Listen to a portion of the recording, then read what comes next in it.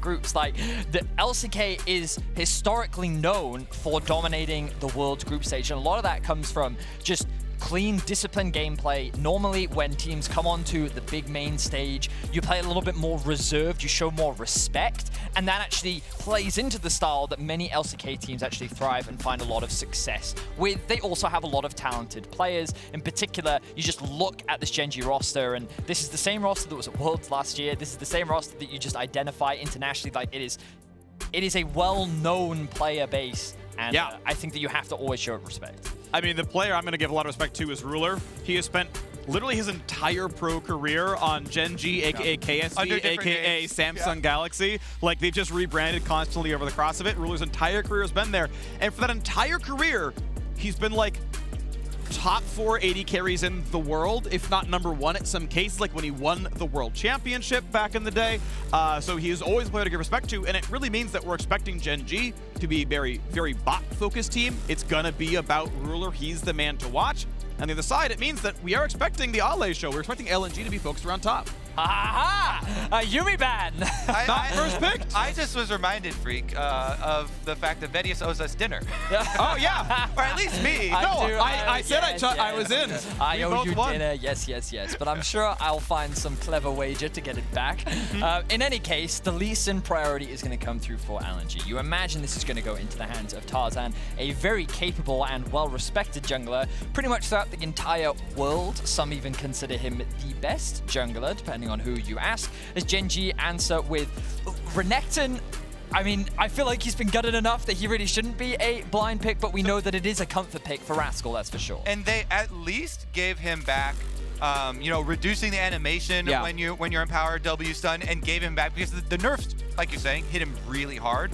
So at least got buffed back to a decent amount. I wanted to touch on your Tarzan point, though, because I really love that. And I specifically looked into, when we were arguing about top lane, the fact that a lot of people are talking about Ale, oh, but he requires so many resources. Tarzan actually has below average top lane jungle proximity for the LPL, not spending as much time even as the average, you know, 10% or whatever for LPL junglers up there. Ale does a lot on his own. You compare that to someone like a Xiao who has like 14 to 50% jungle proximity. To give a little bit more context, like, you're right in that saying, like, sure, Ale does get resources, but what Tarzan does on the map is actually just, he's very efficient with his ganks. He knows when he's going to get something off the back of it, and he's very successful at doing that. So very excited to see him, especially with the Lee Sin on his hands paired up with the Gwen up towards the top side, meaning that Ale and Tarzan already have a very strong top jungle.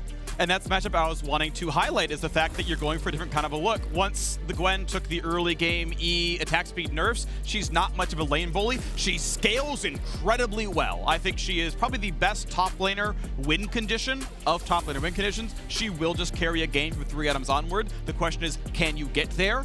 And if Rascal's never getting any help, then yeah, you can trade farm with Renekton and then go get to 3 items and single-handedly win a game. And I'll have also liked this champion when we transition towards some of these team fights, when your most popular AD carry is Misfortune in this meta, and you can just W and not have to worry about the giant Misfortune ultimate coming over the top of your head.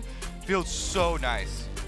I will say, though, that Gen.G have drafted themselves a pretty strong top side as well. Renekton and Xin Zhao, I don't think anyone really wants to meet that 2 versus 2 in a top lane, so I wouldn't be surprised to see both Clid and Tarzan making their way towards top, unless Ale looks to play a little bit more on the weaker side in the early laning phase. We'll have to wait and see. For now, with the Taliyah ban, I wonder if that's... Xin Zhao was going elsewhere. Taliyah mid is playable as well. Taliyah's support is also something I've seen a little bit in solo queue, but in any case... BDD was something I looked up his career all-time stats, has 3rd most played as Taliyah mid, so... That's also fair. Could be flexible there for mid lane. I was hoping that we'd actually see more flex between jungle and mid lane champions with you know, all the talents and Zens and stuff, but Taliyah is definitely one too. Yeah, I think Taliyah would make sense there. To me, I don't like Taliyah's support with an MF. I don't think your setup is quite good enough. You know, Aphelios the purple gun is like kind of okay, but you're looking at something more like a Pantheon or a Swain where you're actually CC comboing. So maybe not there. Rakan could mean some more aggression, though. I mean, realistically, like, this is a squishy composition, but with some go buttons. It's definitely got some go buttons, and into the Misfortune Leona. Definitely bold here from the side of LNG. I'm here to see it, though, from Flum, Light, and Iwandi. If they supplement that with something like a Twisted Fate, it would make a lot more sense as trying to play the aggressive edge of it. Sylas has been so popular here and definitely blind pickable for Icon though. Good number of ultimates to steal as well. The Leona one in particular offers another follow-up engage after the Rakan, and I think that's one of the most important things about Rakan, because he's so fast and he can quickly set up a play. You need to be ready to follow up. And I think champions like Lee Sin can do that, but also if you have that additional Leona ultimate stolen away, then it's definitely a big threat. Could this be BDD's comfort pick in the form of Zoe? Obviously a lot of damage. I don't think the composition in and of itself offers a huge amount of poke, but it will give you mid-prio, which then better sets you up for Xin Zhao, giving you a very powerful top side of the map for Gen.G. Zoe is actually one of my favorite answers into Sylas because the ult is so poor to steal away. Plus you outrange and you have a lot of options for picks later with Sleepy Trouble Bubble and so much of a range advantage. But like you guys already pointed out, there are other ultimates on the team already in place that are profitable for Icon to steal. That being said, yeah, the Zoe for BDD, it's right there under the Azir as far as most iconic champions for him, so definitely will be comfort on top of it being quite nice in the matchup. You mentioned the range difference. It's worth pointing out that people consider Sylas a big sustained champion, but you must hit W on an enemy champion to get the heal, and Zoe doesn't ever want to play in that range. If you ever go for the obvious, dash in E forwards, you're gonna get a bubble in the face. Yeah, a lot of matchups for Sylas are him trading health for minion push early on and then trying to use your teleport to get it back. But against Zoe, it's one of the more difficult ones because you don't get as much back. And I think one of the biggest things about Zoe is she's going to be offering Gen.G this mid lane prio. I look at also this Renekton early game, top lane prio. Bot lane, I think that in the Misfortune Leona, maybe level 1, it may be a little bit hard to get that lane prio just because of that extra range that Aphelios does have. But I can see like a lot of winning lanes here for Gen.G, giving their jungle a lot of agency, and a Xin Zhao that's able to get off or get going very early into the game. The question is, will Gen.G actually leverage some of this early aggression that they do actually have at their disposal? And they're also going to have to worry about getting outscaled. This is one of the rare, actually, champion selects where it's Gen.G being the ones like, oh man, we're facing Gwen, Sylas, Aphelios, mega scaling champions on the opponent team. Definitely going to be in the back of your mind about making use of some of the early prio that you've drafted for yourself. So need to see that early and effective coordination from Gen.G to actually find value out of it. For first topside move, doesn't find anyone, so it's just going to be the early ward. Yep, make sure you tell us what you feel about the game. Verizon 5G all chat, hit us up, let us know. Do you have opinions? Do you have celebrations you want to provide? Any of the above, I'm happy to share the mic just a little bit and say what you all want to say online. Just be smart. Throw in a pun there. If it's good enough to make it past the social team and make it up here, Freak is going to be a very, very happy person. I'll give you props if it's good. I'll give you props if it's bad. He will flame you 90% of the time, though. Yeah. Have no disillusion. If it's a low effort pun, like live on air, it can be tough. But if you have time to sit there and write it, there's no excuse. So just a very quick small story. I will never forget, I think it was 2017 or 2018 Worlds when Medic and Freak were sat in a room together. Ooh, yes. It was one of the worst experiences. It was one of the best experiences of my life. Because they're basically the same person when it comes to coming up with really bad jokes. Yes. And so I'm very grateful that they're not in the studio together today. Yeah. It also has a multiplicative effect. It really does. Because one of them does one, and then the other one's brain lights up. They're like, woo! It's an experience, that's for sure. In any case, let's talk about junglers, because we already talked about how Tarzan is very recognized as one of the best junglers in the world, and he earns a lot of respect. But back when Clid was playing on T1 and Tarzan was playing on Griffin, it was actually Clid that was often getting the better of Tarzan. It was actually T1 that was often coming out on top. And I think that historically, it is Clid that has been able to find Tarzan's number. But we'll see if he can do the same thing today. As we talked about, he has a lot of priority. Right now, it looks like that he's pathing towards the bot side of the map, doing a full clear up towards top. Meanwhile, Tarzan has done his red into Raptors, and it's actually now going up to Gromp. So perhaps Tarzan is expecting Xin Zhao to be pathing up towards the top side of the map, and they may very well end up running into each other towards the bot side, but we'll see as the junglers continue. Yeah, well, as a jungler, you're taking into account from Champion Select about your early pathing towards your Gwen that has Ignite. So all I think with Summoner spell choice, you know, taking Ignite here and being able to play the early level 1 versus Renekton very aggressively. Because you have the added effectiveness of your all-in of the Ignite damage, you can afford to bully Renekton off the wave. And this is one of the openings versus Renekton that a lot of people like to take advantage of. Level 1, it's not nearly as scary you know, as the rest of your early lane phases for Renekton, and you kind of deny him the Fury threat build up if you can play super aggressively right off the bat. So pathing up towards top side to your flashless Gwen makes so much sense in allowing him to play the lane the way he wants to.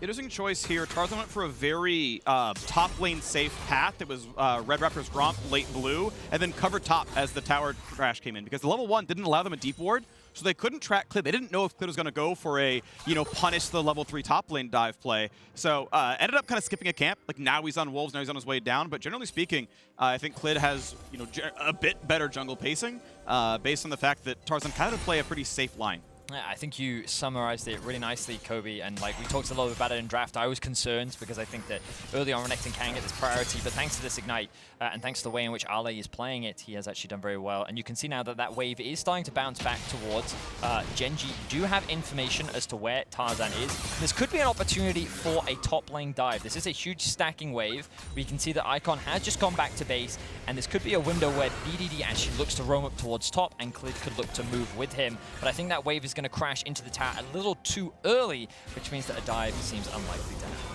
Man, looks like it's going to be all right. Obviously, Clid is on the way to that side because his you know, stuff's coming back up. And actually, they are going to go for the play. BDD takes a shot and goes for the TP play. Ale level 4 right now, and they're all in range of it. He's going to fall asleep, gets a bit of damage, and goes down. Rascal saves his life, and Gen.G find a first blood top lane. So I spoke too soon. We talked about the potential play, but BDD leveraged the TP advantage he had over Icon, and they were able to get an early kill onto Ale. That was such an insanely intelligent move from Gen.G, from BDD specifically, to use his teleport up there, put Ale to sleep, put Ale in the dirt in the early game. They had done so much to get this Gwen a really good early lane phase.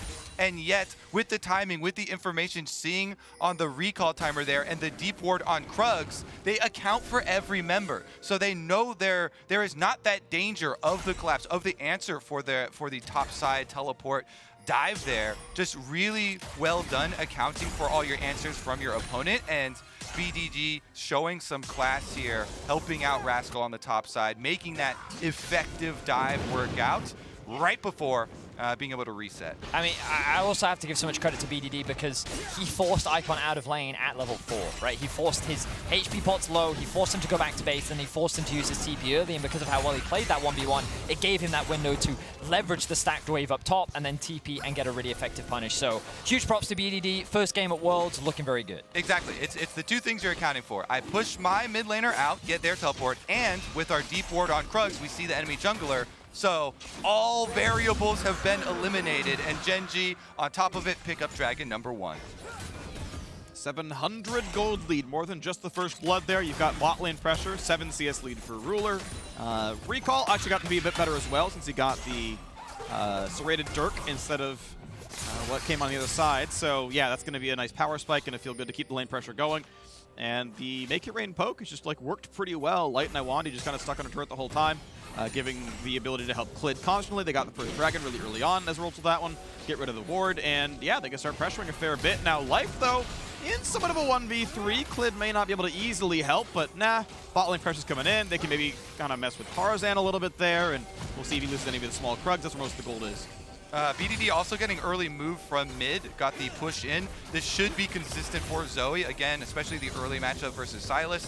Range advantage, able to poke him out. You can't get a lot of extra sustain there. And you see no further potions or sustain for Icon. So BDD will remain in control of mid lane. Auto!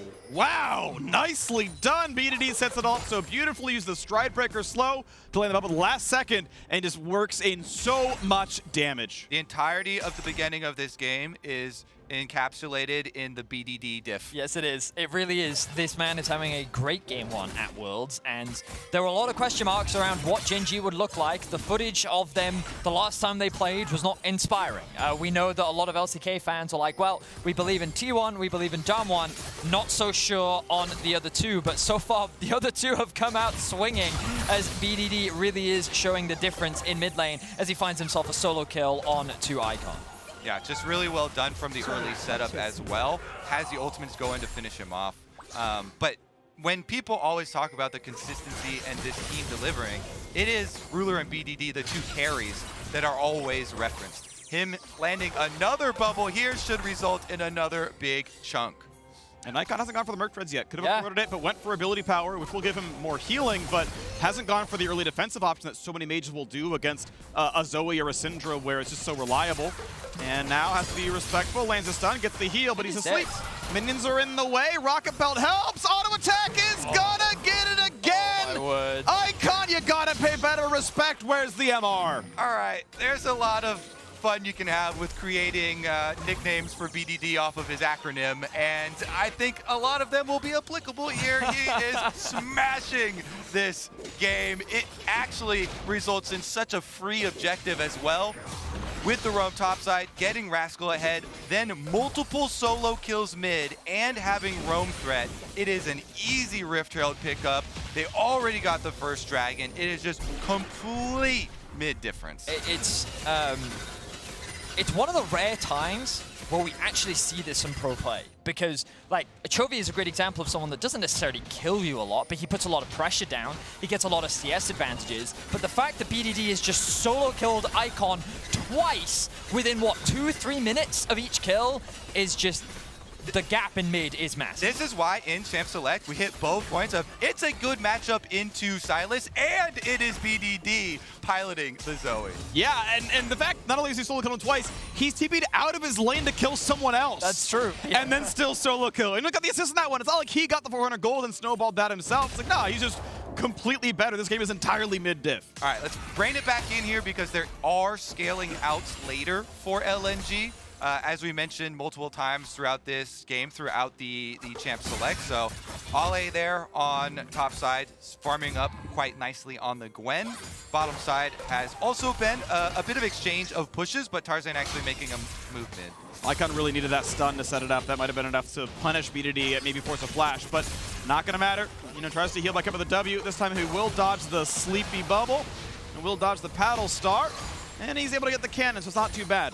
I want to check it on bot lane, because it's worth pointing out this game is only 300 gold apart, despite the huge mid difference. Well, actually, Light and Iwandi are farming really well down there. Light's actually up in farm. Despite all the bot lane pressure, it's 3 plates to nothing. Like, they're doing great. Yeah, I will say that Gen.G, while BDD has been getting a bunch of kills, they're not snowballing off of this, right? They're not like moving him down to create like 4-man dives. He's snowballing himself. Yeah, exactly. The ball That's the thing. is in mid lane, and he's just throwing it at Icon's face over and over. Exactly. But this is also something that I spoke with Atlas about last night, and he was talking to me about how Gen.G just have a lot of really good players across the boards, and sometimes they're able to do this. The question is, how well do they convert it? Now, good kick from Tarzan. You follow, good kill, wow. I mean, Tarzan has no extra information on, Rascal has no information on Tarzan's whereabouts. That was a very, very, very aggressive move from Rascal between turrets, trading over there with 0 wards, 0 vision, punished appropriately by Tarzan. Yep. You know, kind of right into his hands, and it does result in, yeah, their jungler topside, so Gen.G can get this dragon, but that is money that you do not want to give over. That is money into the Gwen's hands, which, as you mentioned, Freak can still, despite the early nerfs, build into late game monster. She's equal farm. Like, as much as she got killed, and it was a nice play by BDD to teleport over with the crash the minion wave, it's 100 CS apiece, and now, I mean, also to get 1 plate, maybe a second. Like, this is not only a 300 gold kill, but 300 gold from turret plates. Like, that is a 600 gold fail. It's pretty crazy how LNG is still staying very relevant in this game, because of how big the mid gap really has been. Gen.G, they typically are known for playing a relatively slow early game, and while their laners can, you know, perform very well, and we can often see them find these type of advantages. It's a matter of how well they're snowballing, and so sometimes, you know, when you talk about scaling, oh, hang on. Yep, gonna find ourselves a little bit of fight down in the mid lane. Icon gonna be the target, takes a bit of punishment, but will stay alive for now as Ole's into the battle. Is immune to bullet time, thank you very much, but BDD able to get inside that circle and get the damage across, and there's plates 3 and 4 dropped off a mid. Will they hit the rest of the turret is the question. It's pretty tanky, but they are putting the damage in. Herald is gone, they're forced to walk backwards. Turret still very, very low. Iwandi's gotta be careful. Oh, that shield from Tarzan saves his life. Yeah, good collapse here around mid. Gen.G need to play off of BDD's success, so everybody group around him, pop that Rift Trail towards mid, get the mid tower. This is one of the biggest bonuses you can get as a Zoe. Not only is he fed early on in the game, but the biggest scary point for this champion is when you make Ludens and you have all of these walls to go look for your picks now. This vision basically just blooms out of mid lane now for Gen.G, and BDD gets to roam up to either side of the map, as well as looking for these bubbles through the jungle to try and pick off LNG members within rotations. Admittedly, so this was one of Ender's favorite points. The fire map, or the infernal map, is actually like a bit of a nerf to Zoe because of the walls that it does actually remove in the jungle, whereas the mountain one is actually a small buff because of the Vaughn. So there is that small factor, but you are right. The moment she has that first item, she's going to start looking for more of these picks. And speaking of picks, LNG have their eyes set on the top lane. Here we go. They might set it up. Rascal, though, has his ulti, has flash, has the ability to stun. It might make it difficult, but we're looking at a 4v3 over here. Turret plates are gone, so even if they just go for the turret, it'll die pretty rapidly. And we are, you know, clearly into mid-game with the plates down, so the damage could be there, but it's going to be LNG calling it off. Clid walked over in time. Ruler was on the way as well, so no dive. Yeah, that stalemate is actually very good for Gen.G because they have BDD on bottom side. He actually got a turret plate off just before they fell away, so he picks up the turret plate money, then also gets solo tower gold. That's going to be his Luden. We are living the scary point that I just mentioned. Right. Luden's complete for BDD on the Zoe. There it is, and now he gets to go look for those picks. And now he's already reset, and now he's going to make his way back out onto the map, which means that Gen.G are going to have a window where they have a little bit more control over the map than LNG do. They're going to need to reset first, and it looks like the Gen.G is just going to continue to farm this into BDD's pockets. Level 11 right now, matching Ale in terms of experience, as the Rift Maker is going to come through for him. And I'm looking at this next Drake. It will put Gen.G at soul point if they're able to secure it. TP is available for both of them. It looks like LNG's TPs will not be available, which means that BDD being in this position could actually make things very complex for LNG, because they're going to have to sacrifice something, whether it be the third Drake or perhaps this top tower, in order to gain control around that objective. And right now, just wave clear. We're waiting around for a little bit longer, but we do have the third dragon coming up in just over a minute. Gen.G, we'll see if they can keep that bot lane control and make that one happen. Of course, mythics are done for both AD carries. We see the MF going for the safer option of Eclipse Rush. We had seen Youmuu's Rush earlier in the day. The more aggressive version. It's such a stat-efficient item. It's, you know, the reason people do it. But BDD right now is topside. Teleport is up. Rascal in the same boat. Ollie doesn't have his icon neither, so map control belongs to Gen.G, and they're going to get themselves the Herald off that as well. So undefeated in Heralds, undefeated in Dragons, and this Lee Sin's going to be fine. Yeah, mid control does a lot for your objective game, Freak. It does. And Gen.G with the clean sweep of the neutrals should be able to continue it as well. Down bottom, yeah, Ole can push in, but they got the Rift Herald so quickly that it's going to be an immediate reset there for the rest of the members for Gen.G, and they can return to clearing out all of this vision and open up those roaming options. Getting rid of the vision. Clid trying to, you know, go sneaky like, right? Let life kill the ward, then I walk in once it's dark. Maybe you don't know I'm here. I can find something, but just see the Raptors going down. Nothing to be had. LNG is going to give up the dragon. You can tell from their commitment. Tarzan goes top. They say, we cannot fight a team fight. I agree. They cannot. And so they have evasive maneuvers on bottom side. All I can just get out. He's going to have to lose this turret. And it's actually probably going to get another charge onto the inhibitor turret. This is going to be big damage from Gen.G. You try and just give up the dragon, but they're going to take Oh, just barely able to immune Life's E. That's a huge deal. Now here comes the rest of the combo as the bot lane shows up for defense, and this might be pretty good. Clid nearly dead, but his ulti keeps him alive. Light can't quite find the kill, but that Herald charge, you called it, Kobe, it's gonna land. Ale healed so much from his ultimate right there. I thought that he was dead and gone, but we saw double Gore Drinker into Ale's ultimate, and it was just like HP bars going down, up, down, up, down, up. It was actually unfortunate for them that they had already previously committed to a topside tower take with Tarzan up there, so they couldn't follow up on that big play. It might have been an opportunity had they actually had the numbers to follow up on it. But it does still result in the double objective for Gen.G, your Dragon plus your bottom charge and turret. A couple of flashes did end up getting burnt as a result of that as well. Iwandi's not going to have that flash ult engage, and Clid and Rascal may be in a little bit more danger. But for now, Gen.G, they can just chill because they're at Soul Point. They know that they don't really have to fight for anything until the next Drake spawns. And in the meantime, they can just continue to build this gold advantage and look to get that second item. It means we really care about these next 5 minutes as the inflection point of this game because we are still scaling, and the gold difference is not too big. 1,700 is certainly not insurmountable. 3 daggers to 0, 700, yes, that's obviously a lead for Gen.G. Anyways, I started blasting. I will battle you any day of the week. Just like LNG will battle Renekton any day of the week. See, that's the kind of flow you gotta go for. Well, I'm going to just accept that burn for now. I need time to think of something. Probably going to have to ask Dracos to come up with one for me. Yeah, we would never freeze round. We'd forfeit instantly. But let's have a look. Gen.G, they have control over the top side. LNG are making the cross map happen, but because they have the numbers advantage and a wave stacking, they will be able to trade this for the tier 2 tower. So this is something I wanted to talk to you about too, Kobe, because you talked about having the mid prio in order to contest for the Drake. Bot prio is obviously another way in which you can get in, and by securing these 2 towers, they now have a much longer lane, which gives them more access into that river, so more ways to be able to contest the potential 4th Drake that they will need to find a way to get into. Yeah, it definitely does give you a route, and they've left a lot of deep wards there, but it comes at a very high price. Yes. With Gen.G pushing down, they took mid tower, opening the map even further, and 50% of top tower as well, right before.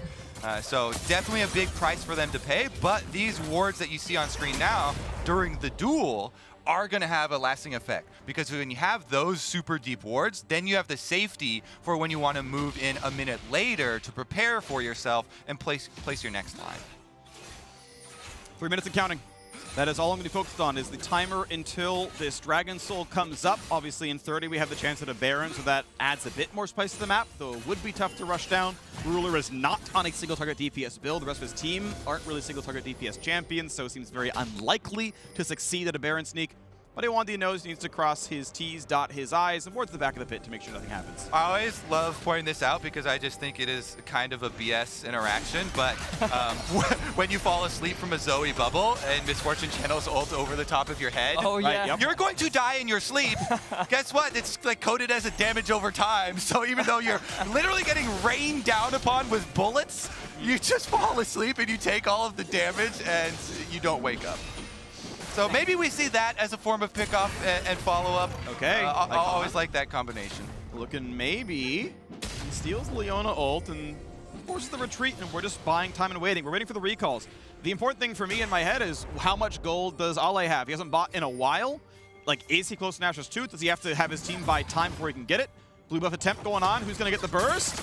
Q goes forward. Nice job, Rascal. Not only got the big wolf earlier, but gets the blue buff now as well. Big stun comes across. There's the sleep. There's the walkway. Just barely surviving. And Icon still holding on to the Leona ult. So this is a window where Gen.G could, if they wanted to, threaten a Baron. They're doing so much poke damage, and Icon does not have TP, that if they really wanted to put some pressure on LNG, they could start it off to, at the very least, force a fight. The only reason why I think that they should move away from that idea is because Ruler and Life have already used their ultimates, which are so crucial to the team fight. So for now, they're just going to be happy with forcing LNG back. Gen.G's going to get a reset, and with the Drake spawning in about 1 minute and 15 seconds, this will be the objective that they look to set up for. And your eye is always on that timer as Gen.G. The reason they are very liberally using those ultimates for this pick is because they have over 1.5 minutes before the dragon fight comes up. So they're like, yeah, all right, this Zoe bubble lands, let's go for it. You know, throw down the Lone ultimate, throw down the Misfortune ultimate. The Misfortune one a little bit longer, so it's going to be kind of close as far as the cooldown for this Dragon fight, but we'll be quite close. The important thing is Nashor's was completed off of Ale's recall, so he's got a 2-item power spike. Both AD carries 2-item power spike. Support's in the same mythic spot, but BDD is up a legendary, so overall pretty similar. And now that Rascal has his Sterix Gauge, he can frontline. So you can see what we were talking about earlier. Gen.G have immediate access over the river, and it's very hard for LNG to actually make their way in. So they need to control bot, and I like this movement from them now because they know they have a wave there. Ale can push this one out, and this is how they get into the river. The thing that they have to be most cautious about is this Zoe, which right now they have no vision of, and is the most terrifying part. Yeah, so it's Awandi, the one who face checks, right? Because he knows he can jump back to his team and stay alive. So there's the first attempt. It's going to find Icon. He's able to get pretty far backwards. And okay, that is them surviving the first sleep. Now we go for this Dragon play. And the smite, if it goes to Gen.G, is going to be a huge deal. Second paddle star going to miss. Second bubble going to miss now as well. This is going to give a bit of control now to LNG. They can start to walk forward. A slow comes in. MF Volt ready for Icon. Wednesday channel right now. Smite fight might come soon. Stun's going to cross and dismantle it. And Smite comes in for Kled. That is the Dragon Soul. That is Iwandi going down. That is LNG almost unwilling to fight. And now it's going to be a little bit too little too late. 3 kills picked up already. They chose their moment, but the moment was too late. And Gen.G wipe LNG off the map. GG! We got our inflection point. The soul fight is convincingly a smash by Gen.G. LNG started, but Tarzan outside of the pit. He gets screened out. They wait out the bullet time. Absolute domination from Gen.G. To win the game in 24 minutes. It started with mid-priority. It ended with all of the neutral objectives going exactly one way. They dropped a single kill on their way to a 23-35 win over LNG. Take a bow, BDD. BDD Zoe, definitely a painful one. That, the Azir, these are the things you think of with iconic plays from this champion. Absolutely dominated Icon himself multiple times in lane and opened up and created that snowball. Definitely hit home by the rest of the team, but mid-priority giving access to all of these neutral objectives allows them such a clean way to end out this game. And I think that we didn't even see a different Gen.G. I think that we actually saw a very standard, they approach the game how they want to. We saw the individuals level up. We saw them play a patient game. For the first 20 minutes, there were 4 kills in total. But the moment that they saw that opportunity to get a good team fight, they pulled through and they executed cleanly. And team fighting is what they became known for. So huge credit to Gen.G. That is now 3-0 for the LCK on day 1. I believe only 1 game left to go. And the LCK continues to showcase their dominance when it comes to group stage. Yeah, it might be back to that whole run of it all where Korea's going to win everything. It's a good look, and hey, well done to them. There for the team fights, there to win all the objectives, and that's how they won the games. The experts will soon give some more insight on that game, but before the heroes from the LJL Detonation Focus will be face up against T1 in their first ever game of the World's group stage.